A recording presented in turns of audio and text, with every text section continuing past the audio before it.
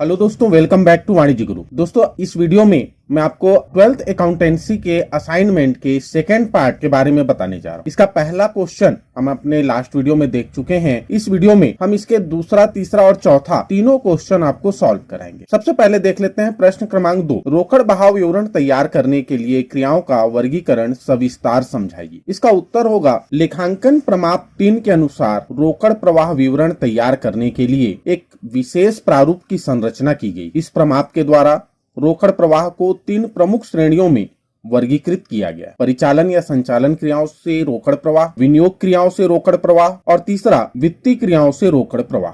पहला है परिचालन या संचालन क्रियाओं से रोकड़ प्रवाह। लेखांकन मानक 3 के अनुसार संचालन क्रियाएं व्यावसायिक उपक्रम की प्रमुख क्रियाएं होती हैं जो आय उत्पन्न करती। संचालन क्रियाओं से आशय उन समस्त क्रियाओं से है जो आय अर्जित करने के लिए की जाती है। संचालन क्रियाओं से रोकड़ प्रवाह का उदाहरण नगद बिक्री, नगद क्रय, देनदारों से प्राप्ति और लेनदारों को भुगतान। दूसरा है विनियोग क्रियाओं से रोकड़ प्रवाह। विनियोग क्रियाओं से आशय दीर्घकालीन संपत्तियों एवं रोकड़ तुल्य में शामिल न होने वाले विनियोगों के क्रय विक्रय से है। कहने का मतलब है कि अगर हम संपत्तियां क्रय करते हैं दीर्घकाल के लिए, उनमें अपना पैसा इन्वेस्ट करते हैं, तो ऐसी जो एक्टिविटीज होती है वो इन्वेस्टिंग एक्टिविटीज कहलाती। इनमें वे विनियोग शामिल नहीं होते हैं जो रोकड़ तुल्य की श्रेणी में आते। रोकड़ तुल्य का मतलब है जिसको हम लिक्विड के रूप में, कैश के रूप में बहुत ही कम समय में बदल सके। निवेश क्रियाओं से रोकड़ प्रवाह के उदाहरण निम्न प्रकार से हैं: स्थायी संपत्तियों का क्रय विक्रय, विनियोगों का क्रय विक्रय आदि।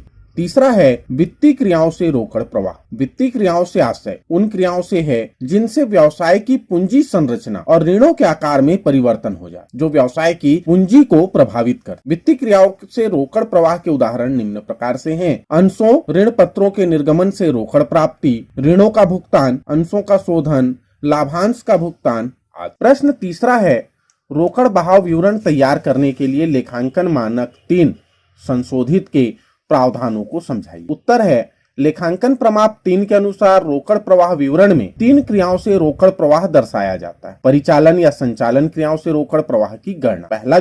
पहला है इसमें परिचालन या संचालन क्रियाओं से रोकड़ प्रवाह की गणना किस तरह से हम करेंगे। इसका फर्स्ट स्टेप होता है profit before tax and extra ordinary item. प्रथम भाग में कार्यशील पूंजी में परिवर्तन के पूर्व परिचालन लाभ की गणना करनी होगी। इसके लिए सबसे पहले आपको net profit before tax and extra ordinary items ज्ञात करने होंगे। स्टेप सेकेंड है फिर इसमें समायोजन करने होंगे non cash and non operating items, जिसे प्रॉफिट एंड लॉस स्टेटमेंट में पहले ही डेबिट किया जा चुका है, उन्हें जोड़ना है। और non cash and non operating items जिसे प्रॉफिट एंड लॉस स्टेटमेंट में क्रेडिट किया जा चुका है, उन्हें घटाना। समायोजन के बाद प्राप्त राशि operating profit before working capital changes कहलाएगी। इसके बाद स्टेप तीसरा है परिचालन क्रियाओं से रोकड़ प्रवाह के दूसरे भाग में चालू संपत्तियों तथा दायित्वों में होने वाले परिवर्तन के लिए समायोजन करना पड़ा। अतः चल संपत्तियों में कमी तथा चल दायित्वों में वृद्धि को operating profit before working capital changes में जोड़ेंगे और चल संपत्तियों में वृद्धि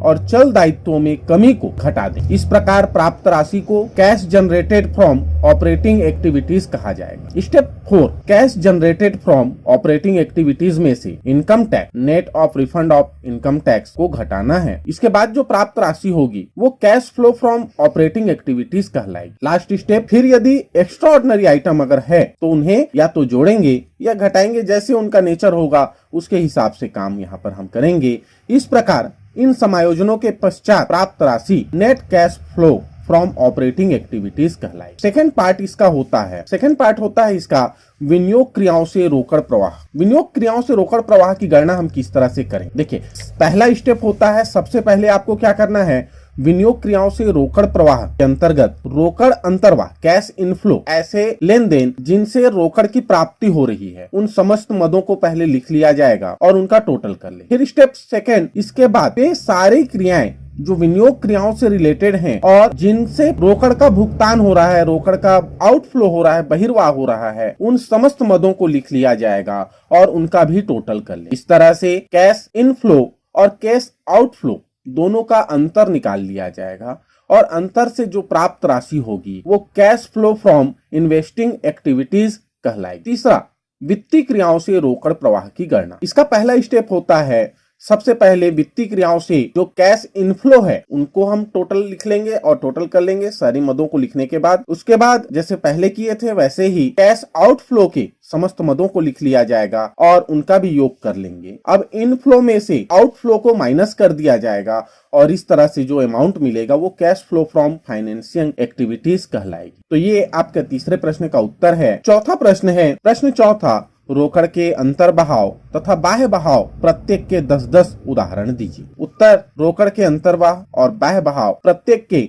उदाहरण निम्न प्रकार हैं। रोकड़ के अंतर्बहाव में पहला है नगद बिक्री, दूसरा है देनदारों से प्राप्ति, तीसरा है कमीशन एवं फीस से आय, चौथा है अधिकार शुल्क की प्राप्ति, पांचवा ब्याज और लाभांश की प्राप्ति, छठवां प्रतिभूतियों के विक्रय से प्राप्त, सातवां स्थायी संपत्तियों का विक्रय, आठवां विनियोगों का विक्रय, नौवां है अंशों और ऋण पत्रों के निर्गमन से प्राप्त राशि और लास्ट है दीर्घकालीन ऋणों से प्राप्त। यह हो गया इनफ्लो, जहां जहां से पैसे हमें मिले। इसी तरह से अब हम आउटफ्लो देख लेते हैं, रोकड़ का बाह्य बहाव। नगद क्रय, लेनदारों को भुगतान, नगद व्यय का भुगतान, करों का भुगतान, कर्मचारियों के वेतन एवं मजदूरी, प्रतिभूतियों का क्रय, स्थायी संपत्तियों का क्रय, विनियोगों का क्रय, ऋणों का भुगतान, लाभांश, ब्याज का भुगतान। ये 10 उदाहरण हैं कैश इनफ्लो के और कैश आउट। इनके सारे प्रश्नों के पीडीएफ आपको हमारे टेलीग्राम ग्रुप में मिल जाएगा। अगर आप चाहें तो आप वहां से उसे ले सकते हैं, डाउनलोड कर सकते हैं। टेलीग्राम का लिंक आपको डिस्क्रिप्शन में मिल जाएगा। उम्मीद करता हूं ये वीडियो आपके लिए उपयोगी होगा। अगर अभी तक आपने हमारे चैनल को सब्सक्राइब नहीं किया है तो ऐसे यूजफुल कंटेंट के लिए चैनल को सब्सक्राइब कर लीजिए। जय हिंद, जय भारत।